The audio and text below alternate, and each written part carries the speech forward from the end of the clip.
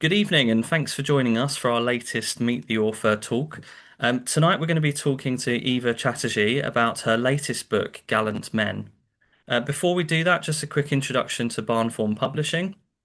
We're an independent publisher who's been going for 3 years now. We work with a lot of authors, some of which are first-time authors, and some are experienced hands, mainly in the history genre, but we do have some kind of other subjects around that. So if you've been sitting on that book that you've been waiting to write for a long time, then please get in touch with us via our website, barnformpublishing.co.uk, or indeed via email at submissions@barnformpublishing.co.uk. So, without further ado, I'm going to hand over to Eva. Eva, would you like to introduce yourself, please? Yeah, well, I guess everyone already knows my name. I'm Eva Chatterji. I'm a author of three books, all of them with Barnthorn. And I also run a site called Mutiny Reflections. And my main subject is, if it's not obvious yet, is the mutiny of 1857 in India. That is where I'm heading to and what I do the best. So. I guess by way of background, what led you to setting up the blog and coming into this subject matter? Well, this actually started a long time ago. It started when I picked up a little book when I was in high school in India called, I actually have it here somewhere, but it's called The Tale of the Great Mutiny by a absolutely dreadful writer named Fitchett. The book was very inspirational to get me started, but it's one of those books which, when we look at it now, is very high-handed imperialism. Every sepoy is bad, every Englishman is good. Really not the best start, but I figured there was much more behind it. So I did speak to my history teacher at the time, and he told me, once you get started with this, you'll never stop. I was 16 at the time, and he was right. I've never stopped. And then I started the blog. My first blog was only dealing with the Lucknow residency because I went to the residency on a visit in 2003, I believe, and I found there was absolutely no information about it. There were no guidebooks. There was one guidebook written by Edward Hilton, but the last publication was from the 1920s. So I decided that's really something does need to be done because it's an amazing site. So I wrote my own guidebook, and then it was picked up by Barnthorne, and the rest is basically history. And then, of course, Mutiny Reflections is the larger version of the first site, where I'm trying to cover every aspect of the mutiny. So not just the main centers like Kanpur, Lucknow, Delhi, but branching out into covering everything. And I'm planning, if I have the nerves to do it, I will carry this on until the very end, which will be 1859, possibly even 1860. Brilliant. And obviously, if you as you've alluded to, this isn't your first book, so congratulations on this being your third book. For those that may have read your previous two books, where does this sit kind of in and around those previously written books? Right. Well, the Lucknow Residency, the first book, A Story of 1857, is essentially a guidebook to the Lucknow Residency, which deals with conditions of during the siege, what led up to the siege, how that entire situation unfolded, folded up by Courage and Chaos, which takes it from the outside. So we have Havelock's march to Lucknow, actually Kanpur first and his 9 battles, which he all won, but he had to retreat. So we have the Kanpur scenario, we have Havelock's march, then we have Colin Campbell coming in on the scene. So it's the first 2 reliefs. And so basically the outside of what was happening to the residency. However, Gallant Men is slightly different. Gallant Men covers events that were happening around the entire area. So doesn't deal directly with Lucknow anymore. But we have to imagine that the siege, the mutiny itself, encompassed a vast area. We're looking at something like 250,000 miles of mutiny. Yeah, and that's, of course, not even all of India. So there's a lot to look at. And how did these other events help or hinder what happened then eventually in Lucknow? So that's the side that Gallant Men is coming from. Not exactly the same, or not dealing directly with Lucknow, but everything that's going on around it. And it does, it does kind of very neatly, I think, fit in with that. If you've read those books, you definitely enjoy reading the next one because you've got those names, those places that you're becoming more familiar with, Mm. and becoming. I guess you're understanding that wider context, like you said, and opposed to starting with Lucknow, which is perhaps on a par with somewhere like Rorke's Drift or somewhere like Mm. that in infamy. But then you're learning of these other places, which the impact of the events at these other places were as significant, and yet wrongly not as many people have probably heard of them. Mm. So yeah. And I guess with Gallant Men particularly, taking that different path, if you like, in writing this, you know, I guess what inspired you to make this your next book and go down this different route to those other two? Besides the fact I was very tired of writing about Lucknow.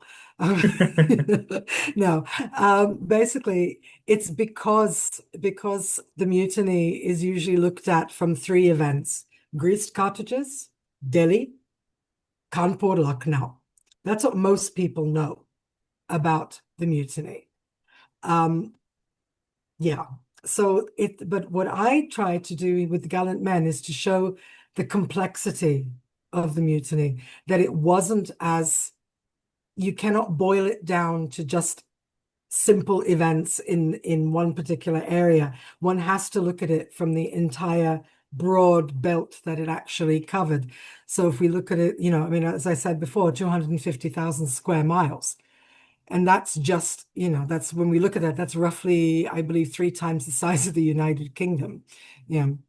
And this does not include smaller areas, which are then covered in the book, Kolhapur and East Bengal. Those are then outside of this 250,000 square miles. So Mm. we have a very broad base to look at. And I think for me, the inspiration came also from when I went to Agra in 2023. And I didn't join a tour. I didn't want to join a tour, but I was listening to tours, and no one spoke about the mutiny. There was one person who did mention why there is this very elaborate grave sitting in the middle of this large square in Agra. And they said, well, that's a dead Britisher. And I was like, well, that's excellent. Good one, But they don't speak about it. And what I find unfortunate about that is not because it's it's doing a disservice to history, but it's also doing a disservice to people who are going on tours. Telling somebody that John Colvin is simply a Britisher who's buried in Agra Fort, um, that makes no sense.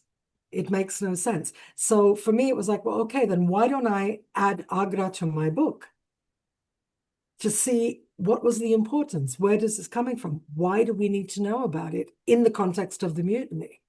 I mean, there's another great one in Agra. It's the tomb of Major John Jacob. His tomb sits in the house he was murdered in, but people go to the house to buy souvenirs. Yeah, and his grave just kind of sits there on the side. It's a fantastic tomb, but and I'm thinking, well, why isn't that included? Why aren't we talking about Jacob? Jacob wasn't even British; he was Armenian. Yeah, but those are the stories. I mean, those are the stories which I think Gallant Men tries to also look at the other side, the lesser known, and that was the inspiration for it. That there is so much going on that's simply not never spoken about. Definitely, and I think understanding those characters involved and placing them in the context of the events, is really important. And I guess we'll come on to that later. We're going to look at a couple of examples of something to give people a flavour for the book. Um, it probably at this point worth, I guess, it's talking through how the book is set out. So what broadly, what's the sections of the book? What does it cover? Well, the book actually covers quite a few sections, and they some of them are overlapping, but on a whole, it's actually a series of independent events that follow a timeline. So we're starting in July 1857, and it ends in 1858, beginning of 1858.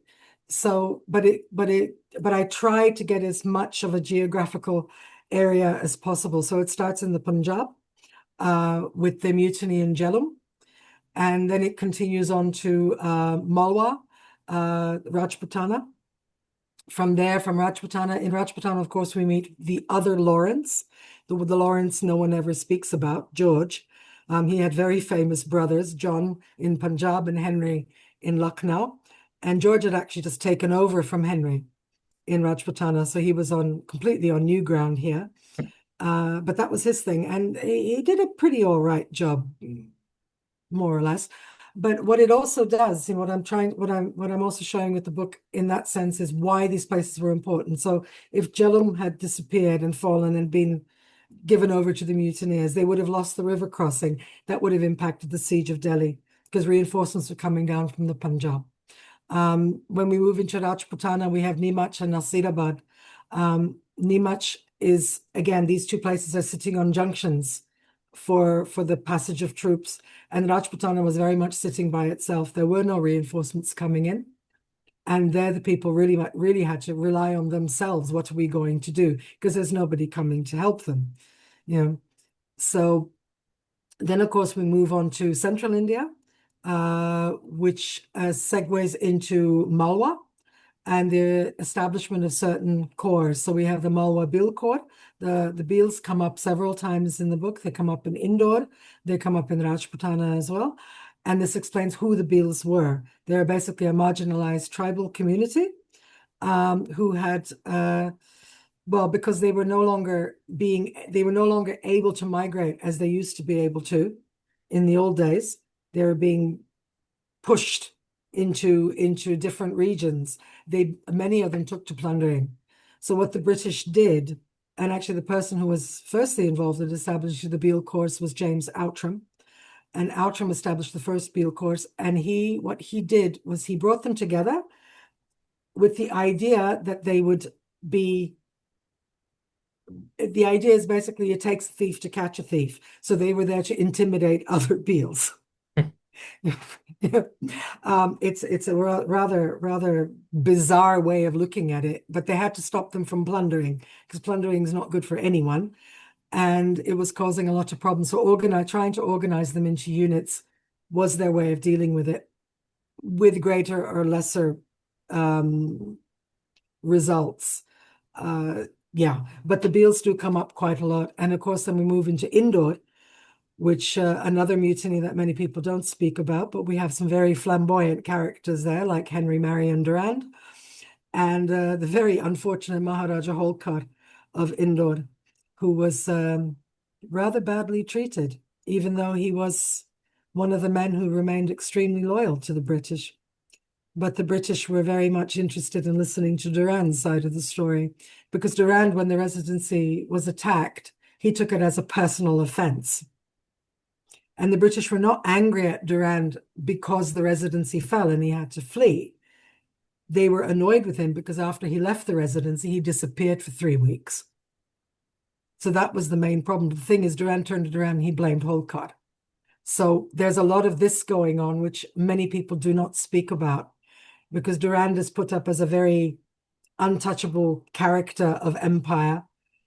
And Holkar is this, wily, crafty Maratha who's up to no good, which actually is more or less the other way around. So that I wanted to bring up as well. And of course, why Indore was important, because there we have now troops coming up from Bombay and they have to cross through central India.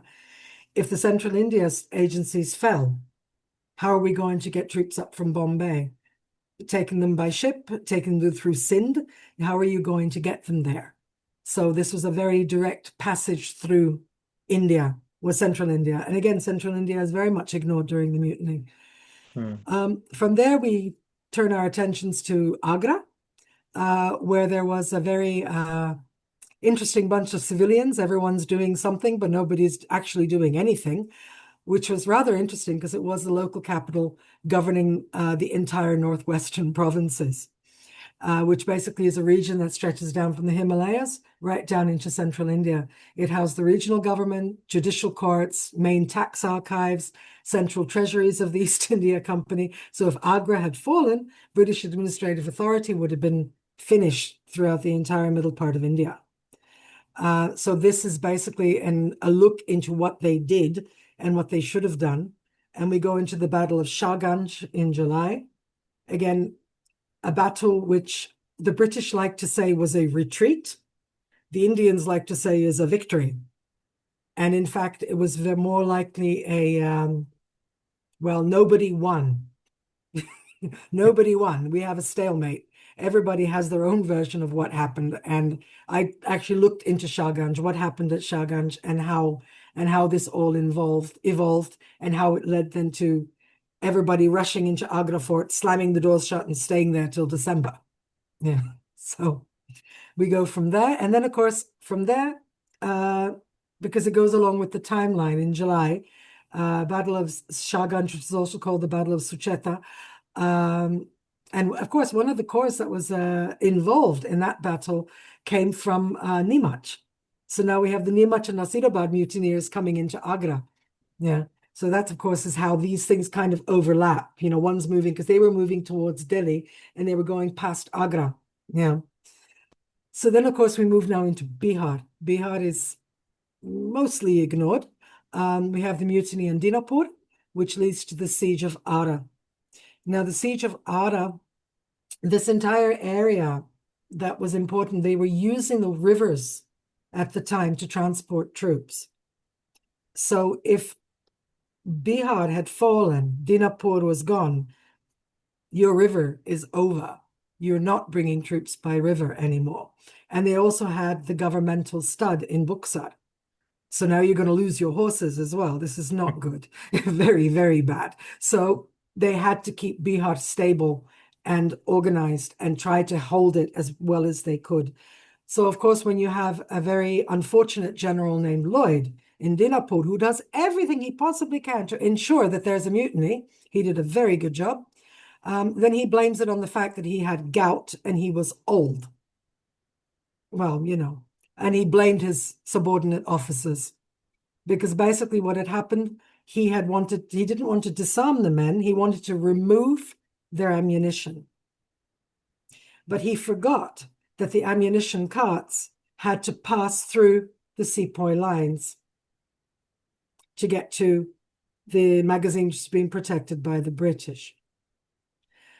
And the sepoys took objection to having their ammunition removed, and they were told, it's for your own good. One regiment believed them. They stood firm.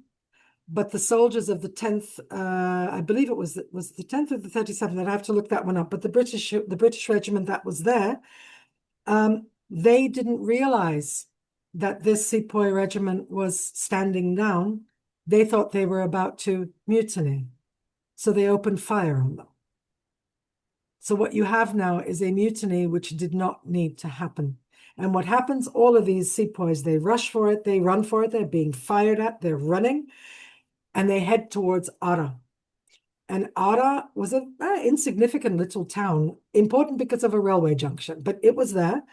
And in Arrah, close to Arrah is a place called Jagdishpur, which was held by a very powerful landlord named Kunwar Singh. And Kunwar Singh had been extremely badly treated by the British. And he had now finally decided he had enough. He'd done everything they said, and they were still on his case about his estates. They were trying to make him pay back loans with money he didn't have. He was tremendously in debt. And the man from Patna, William Tyler, was actually fighting his case in Calcutta court when the mutiny broke out. And Singh finally was pushed into a position where, yeah, if I fight, I might have a chance of regaining at least my dignity. Yeah, because they were pushing him into a horrific situation. So he gets himself an army together, and he besieges Arrah. In Arrah, they've been getting ready for nearly a month, thinking at some point we're going to be attacked by someone. But Arrah had a problem. There were only 18 civilians, and they were reinforced by 50 men of Rattrav's Sikhs. So now we have this very strange little siege going on. The force behind the walls at Arrah, it was actually, they chose the billiard room as their place of defense. 68 men with an entire army outside that was unable in 7 days to kick them out. So it's one of these sieges where you're thinking, my God, why didn't you just kick the walls in or the doors in? They never got close enough. They never got close enough. I mean, they actually they had guns, and they never managed to sight their guns correctly. So when they were firing shot at the house, they were flying over the house. The guys on the roof basically just had to duck, you know. But, they were only 68 of them. And at some point in time, there was going to be a rush. Someone was going to get through. So it was very lucky that there was forces coming from Dinapur to help them. But unfortunately, the first force under Captain Dunbar failed, and it failed tremendously, to a very resounding defeat. Dunbar did everything wrong. And then, of course, came Major Vincent Eyre, who had gained also his first reputation. He was also from Afghanistan, so he knew what was going on. He came along and said, no, we're going to stop the siege of Arrah, and I will free them. And he did. But a nick of time, very much the nick of time. So that's basically where Dinapur and Arrah are. And the VCs that were won were not for the siege of Arrah, but they were won during the relief by Dunbar, or the failed expedition by Dunbar for two civilians. So yeah, an interesting jump there. But then of course we take another jump, and now we're moving into what's called the Southern Maratha Confederacy, which is Kolhapur, and possibly the most famous VC in the book. That would be Kolhapur Kher. He's also the cover of the book. And there, of course, it was very important that this mutiny was not allowed to spread, because the British needed Bombay and the Madras presidencies to basically stay firm in order to be able to crush the rebellion in the north. They needed to be able to move troops. They needed to be able to bring supplies. Things were coming up from Madras and Bombay. If you had mutinies in the Bombay and Madras presidency, they might as well just pack their bags and swim home. So Kolhapur was also the only major mutiny of the Bombay army. There were two others in Sindh in September, which were crushed instantly. But this was the 27th Bombay Native Infantry, but they were mostly made up of men from the Bengal presidency. So Purvias from men from the east, they were called. And Kolhapur, of course, was also ruled by the direct descendants of Chhatrapati Shivaji Maharaj through his second son, Rajaram. And of course, of the British, it would have been absolutely horrifying if they had to start fighting the Marathas as well, because they already had one mad Maratha called Nana Sahib, who was waging his own battles up in Kanpur. So what they really did not want was to have the Marathas uprising, because then we would have Satara, Gwalior, and Indore, which were all Maratha, from the Maratha families. You would have had them rising up as well. So this was very precarious. Of actually what Kher did by single-handedly, with very few men, preventing the mutiny from expanding from Kolhapur was quite a significant act, even though it doesn't very often get seen as anything amazing besides besides that wonderful picture. So okay, then we're almost at the end, I swear. Now we're on to Chota Nagpur, which is an area around Bihar. And there it was all about securing the Grand Trunk Road, the highway running between Calcutta and northern India. This is where the British reinforcements, weapons, and supplies were running through to the fighting zones in Oud, or Awad, as it's called now. And of course, having rebels blocking this area would have also been extremely inconvenient. So now we have the Battle of Chhatra, and the Chhatra was basically to do that. It was to prevent rebels from uniting and to keep the Grand Trunk Road open. And again, it was one of those battles which should not have happened, because the British were severely outnumbered. but they did it anyway, which seems to be a massive feature of the Indian Mutiny. And the two fellows who won the VCs there, Lieutenant John Daunt for the 70th and Dinnan from the 53rd. Daunt's regiment was one of the few Bengal regiments that didn't mutiny. And for the 53rd, this was basically their first VC for the mutiny. There would be more, but this was basically the first one. And basically, what these two fellows did is they rushed the mutineers, they rushed the gunners, pistoled them, and took the guns, because that's what you do. Head on, run at them, have it done with. So there we go.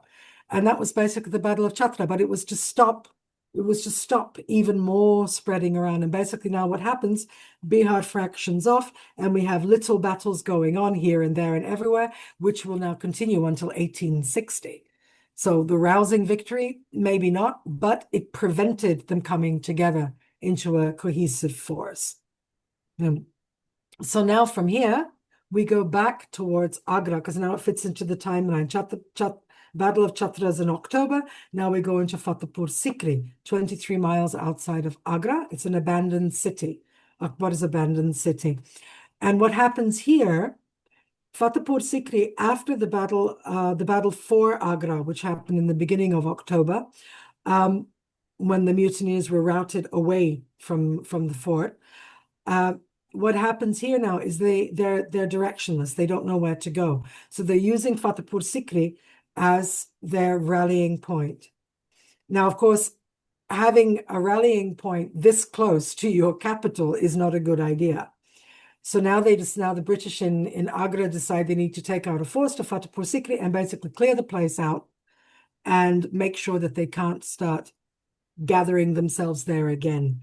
So that's what Fatehpur Sikri was about. But what's interesting here is that there is a VC, but the VC is for a gentleman from the Bengal Ordnance Department. And it was only one of two VCs for ordnance conductors. And he just went on with his, on his way, doing what he needed to. But the man he saved was Lieutenant Glubb. And Glubb was the great uncle of Glubb Pasha, who people will know from the Transjordan Arab legions from 1930, 1956. So there's all these other connections and with other wars. Yes, sure, if this particular Glubb had been killed, it would not have affected Glubb Pasha, essentially, but it would have been a big dent in the family, let's put it that way, because then his sons would never have done what they went on to do. So Fatehpur Sikri basically dismantled a pocket of rebels around Agra, and they would never be able to rally again. So Agra was basically finished by now, and they would lift the siege. There was no siege, but they would basically lift their worried faces in December and call it quits. Yeah. And then, of course, now we're heading back into Rajputana, Rajasthan.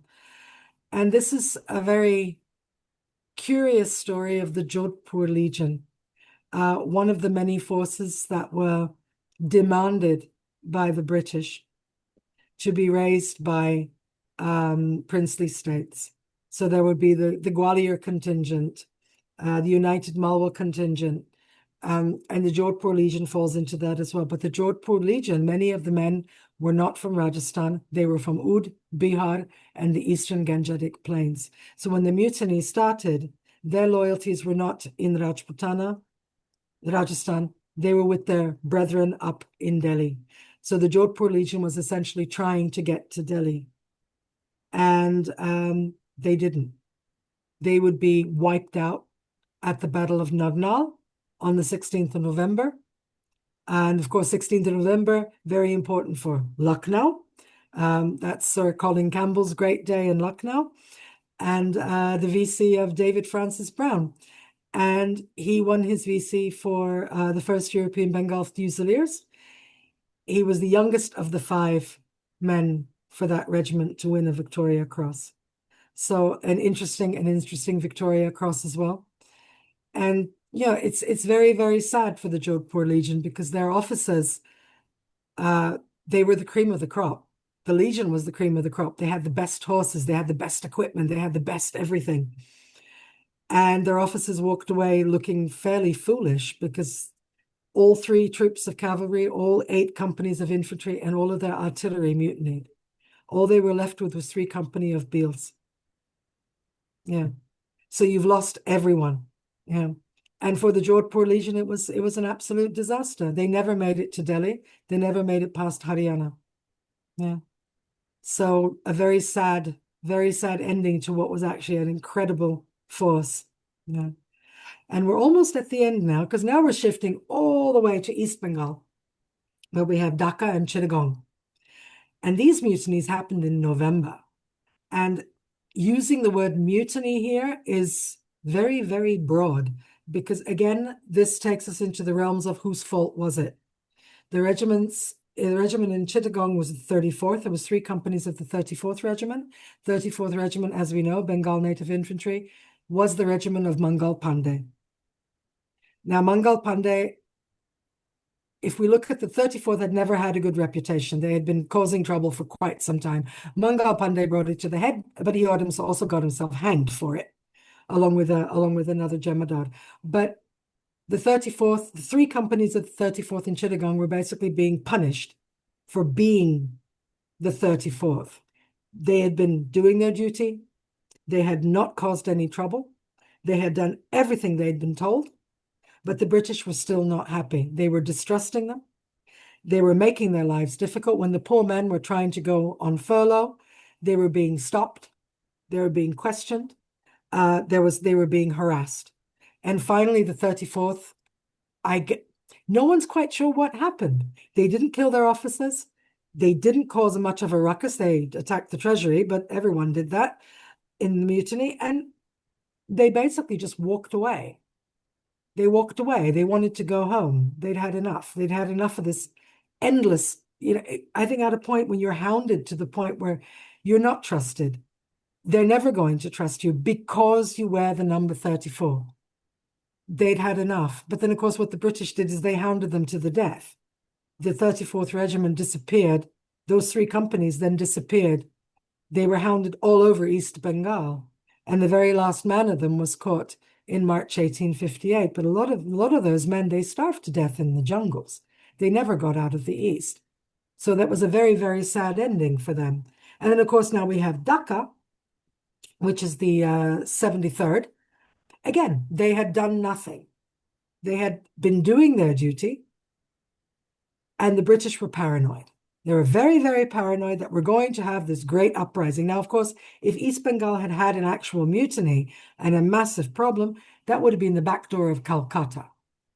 So, of course, they would have had to divert forces that were meant for Delhi and Lucknow. They would have had to divert them to go and protect Calcutta instead. So we can't have a mutiny in East Bengal. The thing is, the 73rd never mutinied.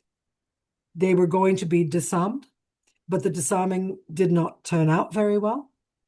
And on that respect, the British marched in to disarm them. The sepoys were not prepared. They had not been informed. They did not know, and they were defending themselves because their own officers opened fire on them.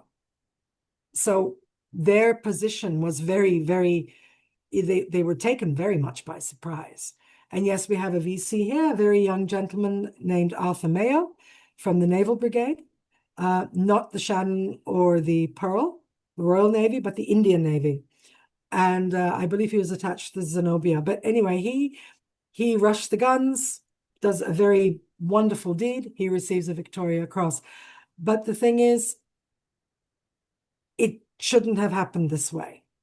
And I think the 73rd were very, very badly treated in that respect. So this was, again, paranoia and fear that brought itself into the regiments.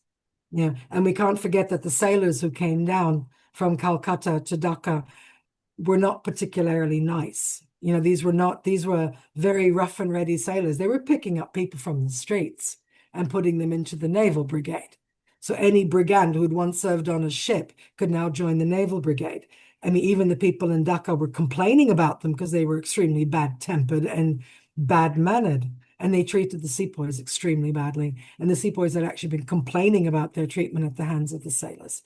So, it's a lot going on in East Bengal, a lot that didn't have to happen. The 73rd, in part, managed to get away, but they were chased they were chased, to the ends of the earth by one gentleman named George Yule, who, which if when people read the book, they'll see he comes up in Chota Nagpur, and another force called the Bengal Yeomanry Cavalry. I can never say that word.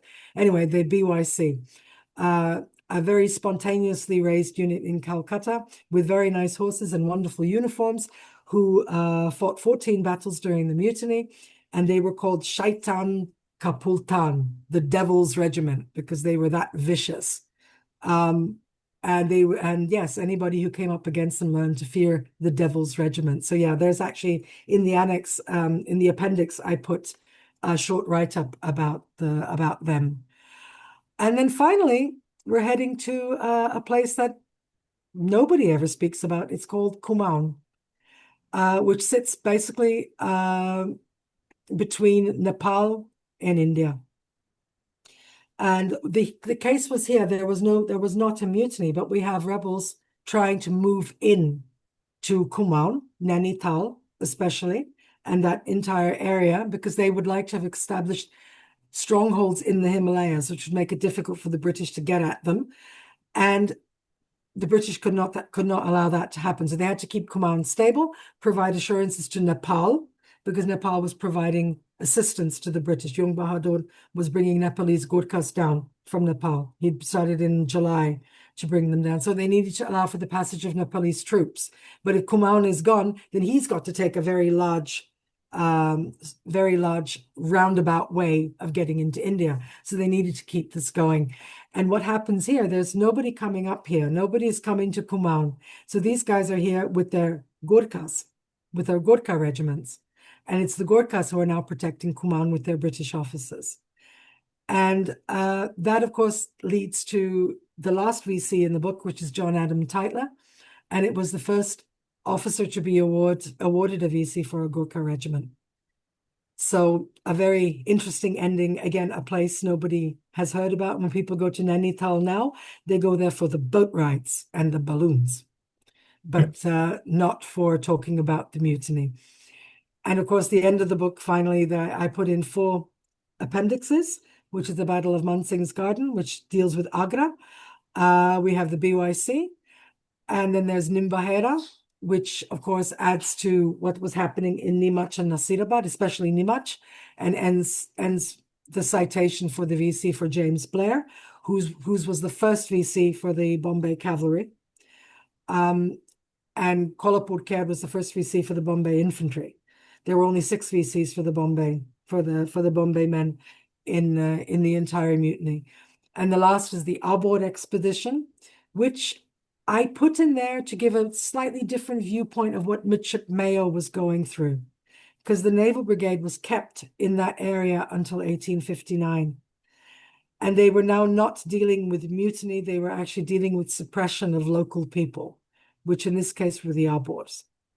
And the Abors put up one heck of a fight. They were using rock traps, poison arrows, and spikes that would come up out of the ground. They would litter the ground with spikes. So anybody walking with poor shoes or elephants was going to get into a lot of trouble.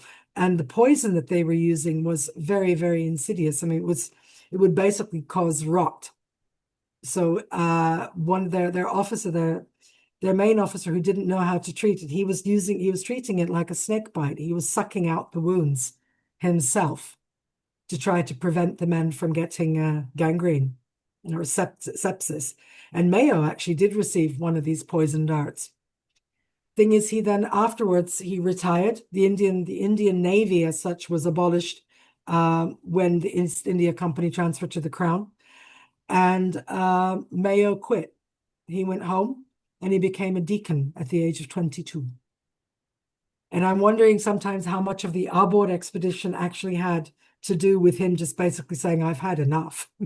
Fight, go on, fight, but not with me. So there we go. That's basically the book.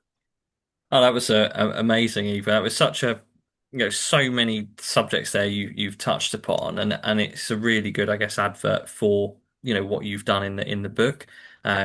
You go into so much detail about these places and events and people, as we'll come on to in a second.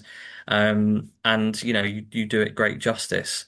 Um, I guess, like, as evidenced by that kind of coverage of what's in the book, there are so many events and therefore so many people who are involved or were involved. But how do you then go about selecting, a portion of those to then major on in the book? Yeah, this is actually quite complicated. I wanted to present events that are less well known, but are also interesting and not too lengthy. I mean, I really wanted to include the Malwa campaign and I wanted to include the Central India campaign, but my goodness, that's a book on its own. And it would not have been fair to condense all the things that Sir Hugh Rose did in one chapter. That would have been cruel. But the VCs are pretty cool. That would not have been fair. So I decided to just take the ones which are VCs that are known, but the background is less known. I mean, one of them that I talk about is a man named Dempsey. He has three citations on his VC, and the main one is for Lucknow. But the other two are Arrah and Jagdishpur.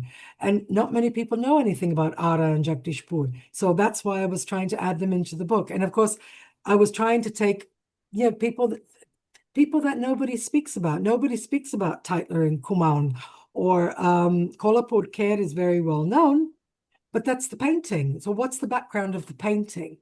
So this is where I was coming from. And of course, I did a very disastrous poll on X. I asked a whole lot of people, have you heard of these people? And it all came back no. I was like, well, that helps me. Out of 12 people, you've heard of absolutely nobody. So let's do this differently. Yeah, then I looked at the geographic regions as well. I wanted to present something from pretty much from everywhere. We've got the northwestern provinces, from Agra, we've got central India, we've got Rajputana, we've got Bihar, and we've got the Punjab. So that basically covers quite a wide area. Central India as well. So it covers quite a wide area to give people an idea of what was going on around it. And that was the idea. Instead of just focusing on one region, let's try and fit in a few of them. Yeah. Yeah, no, that makes sense. And we're going to talk about two of the individuals in particular, just to give people a bit of a flavour again of what's in the book. So, would you like to introduce the first of the gallant men to us? Well, I think it's the Gallant Men is difficult because I find they were all gallant in their own right, but I think two that really stand out, and I'm going to put them together, is William Fraser MacDonald and Ross Lois Mangles, Bengal Civil Service, for their participation in Dunbar's failed attempt on Arrah. Because honestly, the two gents, one of them was 24 years old, the other one's 27 years old. They're not military men, they are civilians, assistants, assistant magistrates, assistants to the civilian corps. So they their only motivation for going to Arrah was to save their best friend. They wanted to save Mr. Wake because Mr. Wake was their inspirational hero. They liked the guy. They liked him so much they were willing to die for him. So they joined Dunbar's force to save their friend. And that for me is one of those things, this is not about charging guns. This is not about putting up a brave fight. This is about your friend, and your friend is in trouble. So how far are you willing to go to save your friend? The trouble is neither of them made it to Arrah. And they ended up doing extraordinary things on the retreat from Dunbar's force. They were carrying wounded men on their backs. They were binding up wounds.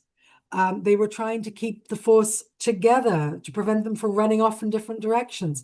MacDonald jumped onto the top of a boat while he was being fired at from the shore to cut off a rope because the rudders had been tied to prevent the boats from leaving. So he's there slashing away at a rope while he's being shot at, but in the boat are 35 wounded men. So this is a kind of a gallantry which is outside themselves. They were not acting as military men, they were literally saving other people. And without even realizing what they were doing, because when Mangles carried a wounded man of the 37th on his back to safety, he did not expect to get a Victoria Cross. That private, his name was Taylor, Private Taylor actually tracked him down to find out who had saved him. and he got the authorities to put his name forward for a Victoria Cross. They didn't do this to receive crosses or honor or glory. They did it because they had to. They were there, they saw the situation, and they acted. And that for me is a kind of a gallantry which, well, it doesn't come across very often. And yeah, and one of them is even he's William Fraser MacDonald is he ended his career as a justice of the High Court in Calcutta. And there's a fountain dedicated to him, and it still stands in Calcutta opposite the High Court, and nobody goes and looks at it anymore. But it's there. When I was in Calcutta last, I can say it was still there. No water anymore, but it's there. And that's the kind of people they just basically, after it was all over, they just went back to work. Mm. Right, yeah. It must have been such a well a come down, I guess, like after any war or significant event like that, to try and go back to some form of normality, having experienced things that you probably never thought you would. Mhm. So no, that's brilliant. And Eva, I guess this is fairly obvious in so much of how passionate you are about the subject and the lengths you go to outside of the books on social media and the blogs. But to research a book like this and to cover the events you did, like how do you go about that? What sources do you kind of go to? I suppose.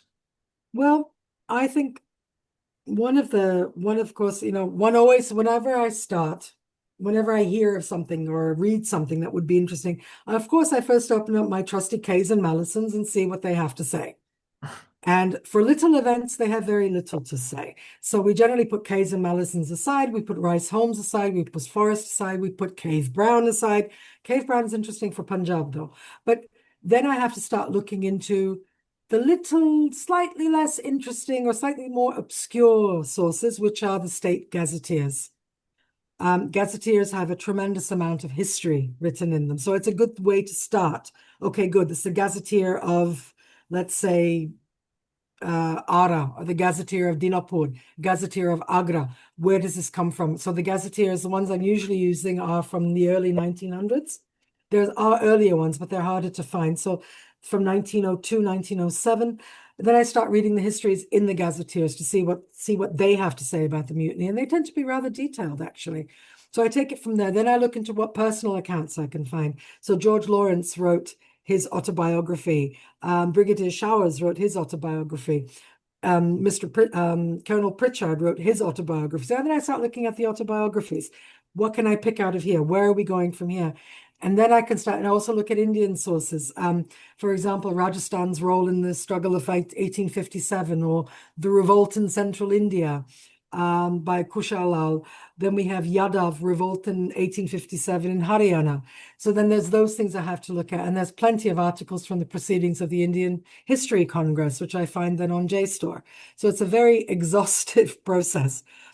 And then I also have to look at all the dispatches. And something which absolutely makes me tear my hair out is the further papers relative to the mutinies, which I do not have an index for. So basically, I'm now I have to go through them. And I already know which ones I need. I've become that good. I can actually say, okay, good, I'm going to need number 9. But reading them, they jump from year to year, from month to month, and they're not in any order that I can possibly discern. But I read those. And for that, actually, was then very useful for trying to piece together what had happened to the 34th Regiment in East Bengal. And there was also a book called The Mutiny Period in Cachar, which was the correspondence of Captain Robert Stewart, who was a superintendent of Cachar. And that's a book that was compiled by Sujit Chaudhry. So I use that because the British are very reluctant to talk about the 34th. Hmm. So one has to look a little bit more carefully. And of course, if I'm at a complete loss, not at a complete loss, but at some of a loss, I start reading very old guidebooks. And for Agra, to piece together how Fatehpur Sikri looked and some of the history of Fatehpur Sikri, I also used a very old guidebook of Agra. So there's a lot that goes into it. And of course, I have much information on my site, but I can't just take it from my site and convert it into a book. That doesn't work either, because things have to be checked and changed and put together. And how are we going to fit it together? especially. So yeah, it's a very long process. And I mean, I also got help from a very dear friend in India named Mr. Siddhartha Mukherjee. He helps me a lot with some of the more obscure aspects of the mutiny. And then I had two gentlemen who helped me a lot on this book, was Paul Strickland and James Kerr. They both had relatives who are featured in the book. So it's Major Travers and Kolhapur Kher. So their input as well. Then there's also articles, plenty of articles to go through. But yeah, it's a puzzle piece. You have to start somewhere and then start putting it together and start compiling the information to try to make it make sense. Yeah. Because the usual sources, the big ones, they simply do not have enough. Yeah. Well, there's obviously many pieces of the puzzle yet to be put together, and you're working your way through it. So have you got any plans for a future book or books, other areas of the mutiny you'd like to cover? Yes, I do. I haven't quite decided where I want to go yet because I have one group is egging me on to finish Lucknow. For some reason, they're all very obsessed with Lucknow and they'd like me to finish Lucknow, as in the final retaking of Lucknow. But that story has been told over and over and over again, and I need to find an angle on that that would make it something new, not just a recital of Victoria Crosses. It needs to be something more in depth. So I'm looking more into the part played by the Gurkhas and parts played by other regiments outside of the British, but that I'm not quite sure about. And then, of course, I have another party of people who are very interested in escapes and adventures of the Indian Mutiny and sort of like human interest idea, which is brilliant. I like that. But again, when looking at human interest of 1857, especially escapes, it's a lot of it is very, very grim. This is grim and this is morbid. People see the end result. He got away. Well, what did it take for him to get away? I mean, one of the stories that always stands out of this, there was two women who escaped from Delhi, dragging one lady's wounded husband with her. Now they made it, but the story is awful. It's actually quite grim. I mean, her husband's jaw had been shot off. This is dreadful stuff. So unless I want to give people nightmares, um, this will not be a happy book. This would not be a happy human interest book. I have to try and find a way to make it without sounding like your collection of worst nightmares. And I'm not sure. For me, I mean, I find some of these stories absolutely horrifying. So I'm not sure how readers who know nothing or know little about the mutiny will actually be able to take that on. So perhaps that would be something I could work on. Um, or, of course, we're going back to Lucknow, or I will take it in a completely different direction, which I haven't decided yet. And that would be, of course, the Central India campaign with Sir Hugh Rose, which again is always overlooked because we have Sir Colin Campbell, um, like a big umbrella over everyone. Um, There's many possibilities, like you say, and yeah, I'm sure having read your first two books, and for those now rushing to buy this installment, I'm sure they'll be with you when the time comes. So, um, before we close off, Eva, obviously, thank you very much for a very interesting book and a very interesting talk about a very interesting book, and for giving us your time this evening. If you haven't already bought a copy of the book and are encouraged by this, you can visit our website, which I mentioned earlier is barnformpublishing.co.uk, or indeed you can go through the ever-present Amazon, particularly for international options. We're going to be launching a Kindle version of the book in the next couple of weeks, so keep an eye on our social media for the announcement of that, and indeed on Amazon itself. So yeah, again, thank you very much, Eva, and we'll see you all again next time.